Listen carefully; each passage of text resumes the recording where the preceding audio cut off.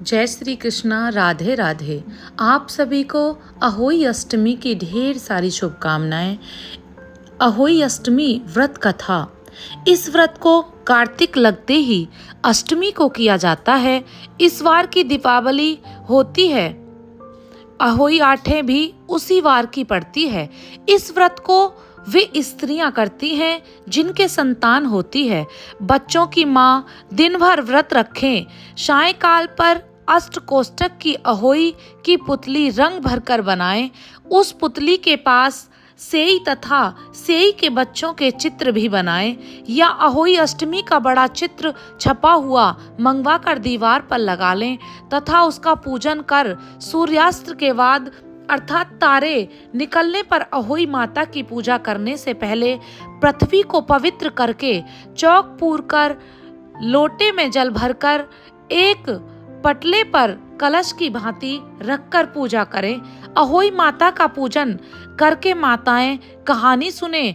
पूजा के लिए माताएं पहले से एक चांदी की अहोई बनवाएं जिसे स्याऊ भी कहते हैं और उसमें चांदी के दाने मोती डलवा लें। जिस प्रकार गले के हार में पेंडिल लगा होता है उसी की भांति चांदी की अहोई डलवा लें। डोरे में चांदी के दाने डलवा लें। फिर अहोई की रोली चावल दूध व भात से पूजा करें।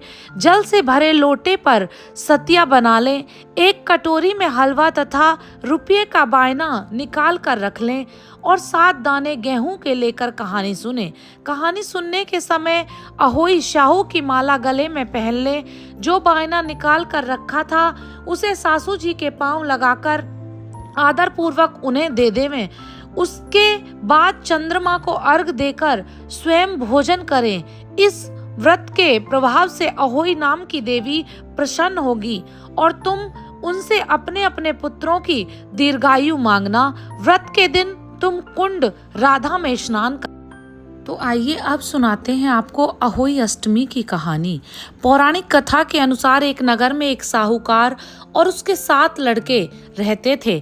दिवाली से पहले साहूकार की पत्नी घर की लीपा पोती के लिए मिट्टी लेने खदान गई। जैसे ही वो खदान में कुदाल से मिट्टी खोदने लगी उस जगह एक सेह की मान थी जो कि कुदाल से मिट्टी खोदते समय सेह के बच्चे को लग गई और सेह का बच्चा मर गया।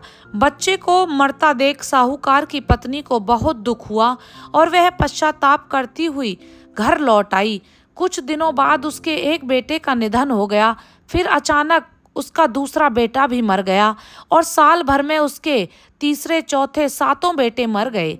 अपने बेटे के जाने के दुख में डूबी महिला ने अपने आस पड़ोस की महिलाओं को बताया कि उसने कभी भी जानबूझकर कोई पाप नहीं किया, लेकिन एक बार खदान में मिट्टी खोदते समय अनजाने में उससे एक सेह के बच्चे की हत्या हो गई थी। उसके बाद से ही मेरे 7 पुत्रों की मृत्यु हो गई। आसपास की औरतों ने साहूकार की पत्नी से कहा कि यह बात बताकर तुम्हारा आधा पाप नष्ट हो गया है और साथ ही सलाह दी कि तुम उसी अष्टमी को भगवती पार्वती की शरण लेकर सेह और सेह के बच्चों का चित्र बनाओ और उनकी आराधना करो, उनसे क्षमा याचना करो। भगवान की कृपा से तुम्हारे सभी पाप नष्ट हो जाएंगे। साहूकार की पत्नी ने ऐसा ही किया। कार्तिक मास की कृष्ण पक्ष की अष्टमी को उपवास और पूजन अर्चना की। इसके बाद वो हर साल नियमित रूप से व्रत रखने लगी, जिसके बाद से 7 पुत्रों की प्राप्ति हुई। जय अहोई माता, जय अहोई।